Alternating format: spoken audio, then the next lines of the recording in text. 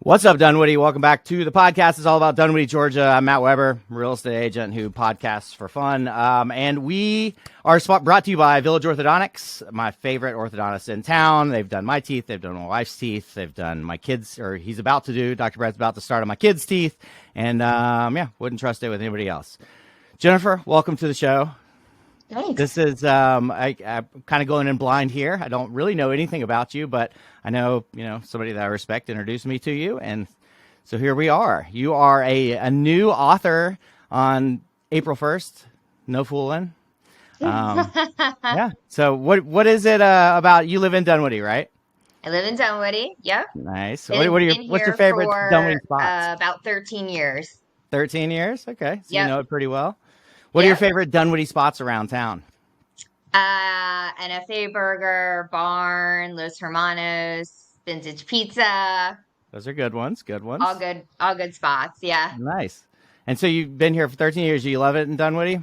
What are your favorite things about it? I grew up in Miami, which was like a totally different experience. And I kind of love that my kids get this fun little suburban bubble. I really enjoy it. This hometown vibe. Yeah, totally. Yeah, a little different than Miami for sure. Just a little. Yeah.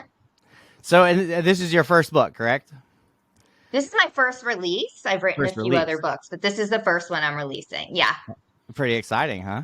Yeah, totally. Yeah. All right. Well, how did you get into this? Where did this come from? I always loved writing, like my whole life. I loved writing. And like when I was in fifth grade, I remember like I used to write stories and they'd send me around to all the different fifth grade classes to read them out because people enjoyed them.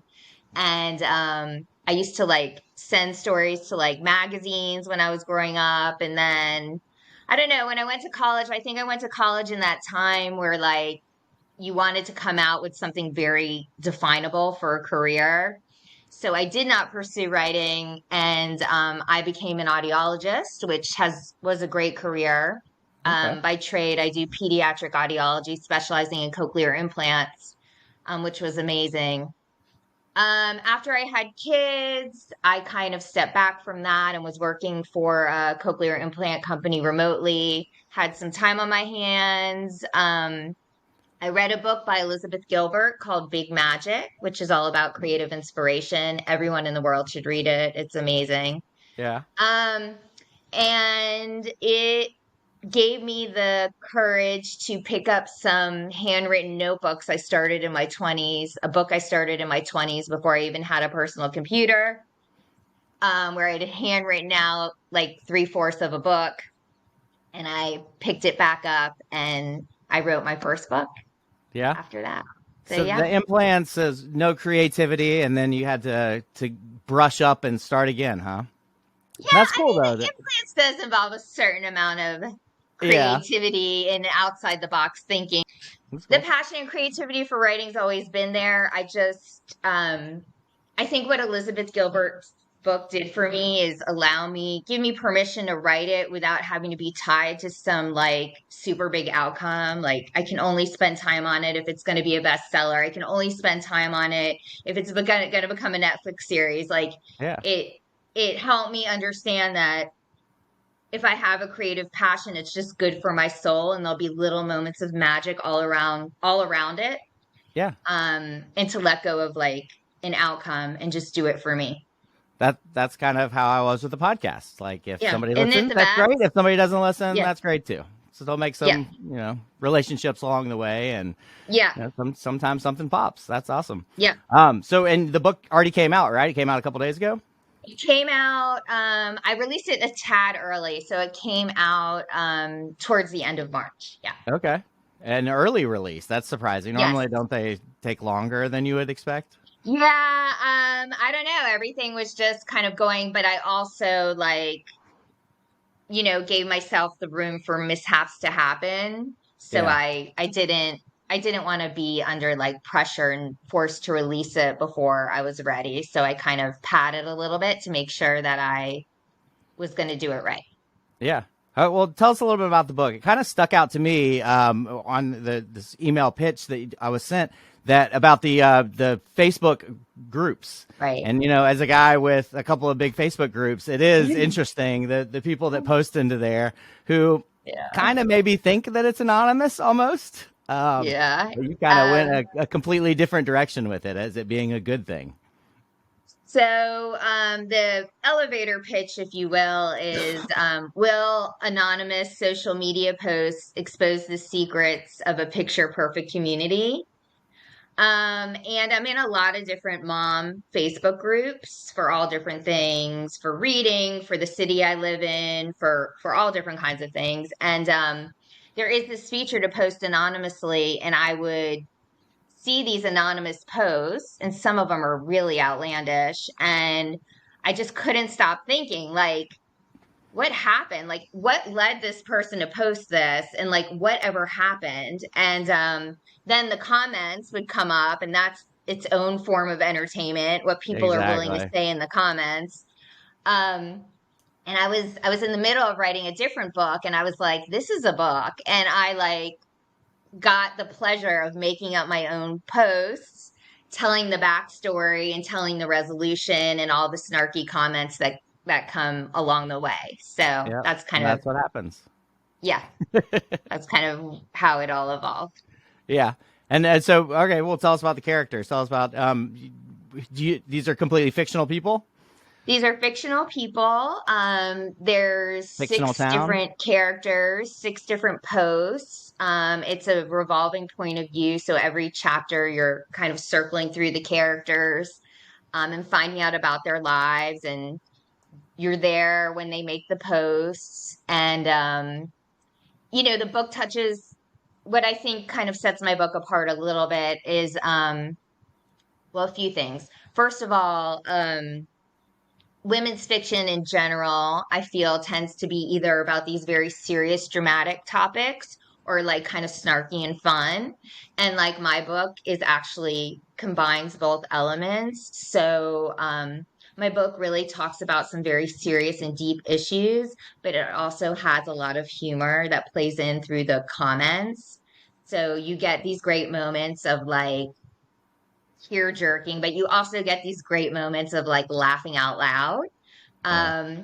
So I think it's a good combination, but some of the topics I touch on that are more serious are like Me Too and anti-Semitism and, you know, marriage, problems in marriage, and kind of coming to terms with your sexuality, struggles between moms and daughters. Just there's a lot of like deep stuff in that. And for me, those are the books I always love. Like I love a good plot, don't get me wrong, but I always like need a book to give me some like insights to life, some like shining a light on the human experience beyond just plot. And that's just me. That's just what I like. Yeah. So And I I assume feel like, that's why all these posts are anonymous, because they're yeah, something people don't want to talk about out loud. yes, That's totally. cool. So A yeah, lot of my friends have, over time mentioned, oh yeah, you should be an author. You should do this. Not necessarily to me, but are people with a good story. What is it like to be a good author? Like a brand new author? what is it I like to mean, be an author? yeah, a first time It's author. Like, what is it like going through the yeah, process? it's funny. Like I had a really good career, and it pushed me in the way that all careers do. And then I was a It's stay-at-home totally different. mom, and being a stay-at-home mom definitely pushed me in ways that I never expected. But in a way, I could control my situations. I didn't have to push myself to do things I wasn't comfortable with. I didn't have to necessarily learn things I didn't feel like learning. And then when I started writing, I mean, I just feel like I have evolved so much. I've learned so much. I mean, from how to query an agent and just all the steps in the process, and putting together a website, and so much tech stuff that I never really understood. And I mean, publishing a novel, it's been extremely, extremely overwhelming. And I can't believe I got here. And I think the thing really was I just took it like one little step at a time. I'm sure it was similar when you started a podcast. You were Yeah. like, oh my God, how do I do this? There's a million steps. And you just have to start. You just have to like start putting one foot in front of the other. And the writing process itself is my greatest joy. Like I sit and I can write for 3 hours and it feels like a minute. Like I just truly love it. And it's just my passion. The other stuff is definitely harder, but, the writing aspect is really the part that I love. Yeah. Yeah.